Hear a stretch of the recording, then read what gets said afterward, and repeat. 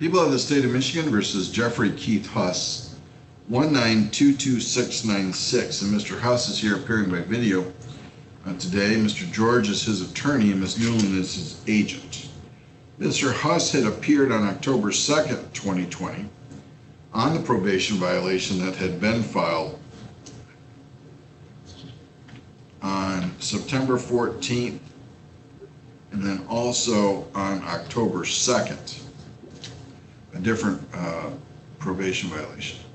He entered not guilty pleas to both of those petitions, and the court appointed Mr. Reed, but Mr. George has appeared today for him. He asked that the matter be adjourned awaiting the outcome of the new charges and that not guilty pleas be entered. That was done. And today he is here wishing to resolve the probation violation. Is that correct, Mr. George? That's correct, Your Honor. All right, and so, Mr. Huss, if you'd raise your right hand, you solemnly swear or affirm the testimony you give will be the truth, the whole truth, and nothing but the truth.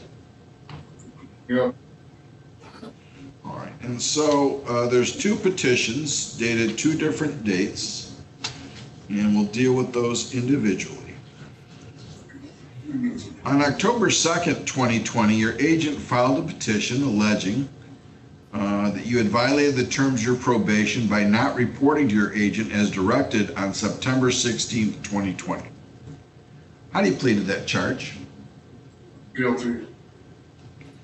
And then in a petition filed September 14th, 2020, your agent filed a petition alleging that you violated the terms of your probation by one, violating condition 1, which says you're not to violate any law of any you must not violate any law of any unit of government.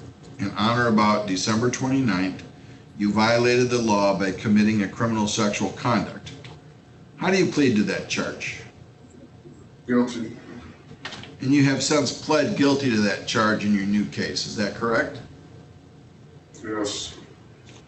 Count 2 is similar. It says a violation of condition 4.18, which says you also must not engage in any assaultive, abusive, threatening, or intimidating behavior. And it says on December 29th, not only did you break the law, but also you were assaultive when you committed the CSC. How do you plead to that? Guilty.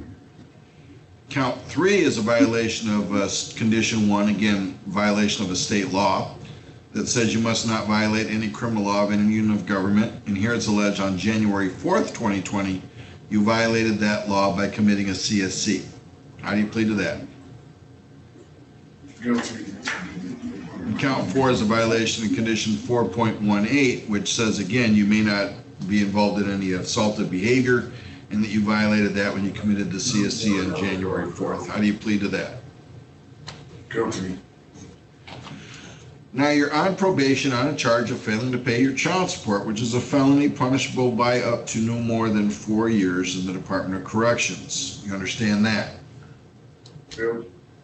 Has anyone promised you anything to get you to plead to these? No. Anybody threaten you? No. And you're doing this of your own free will, is that correct? Yep. And in your new case involving the counts of CSC, you've pled guilty to those, established a factual basis for those, and are awaiting sentencing on those. Is that correct? Yes. Okay. So I find that there's a factual basis because I took the plea in the other case, and therefore I find that the factual basis has been met for all of these. Now, Ms. Newland, do you wish to proceed with sentencing right now, or do you wish to? Yes? What's your recommendation?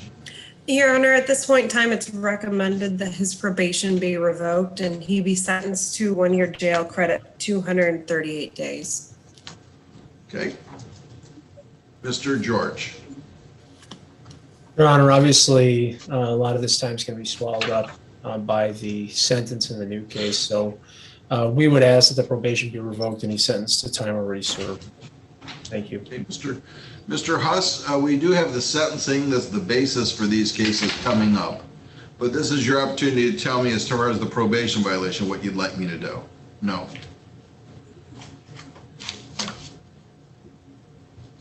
Nothing. Nothing? Okay. All right, just to make it easier on the jail staff and the Department of Corrections staff, I'll follow Mr. George's recommendation. 238 days, credit 238 days, probation is hereby revoked. Your bond is still canceled on the other case, Mr. Huss, so we're awaiting sentencing on that. But that will clean the slate on this one, and we will start with the pre-sentence report on the new case.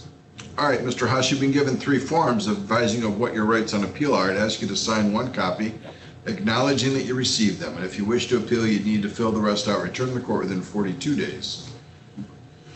All right, thank you. And the financial obligations that were ordered, if they're not paid yet, they'll continue. They will be collected. All right, thanks, Mr. Huss and Mr. George, and that concludes our hearing.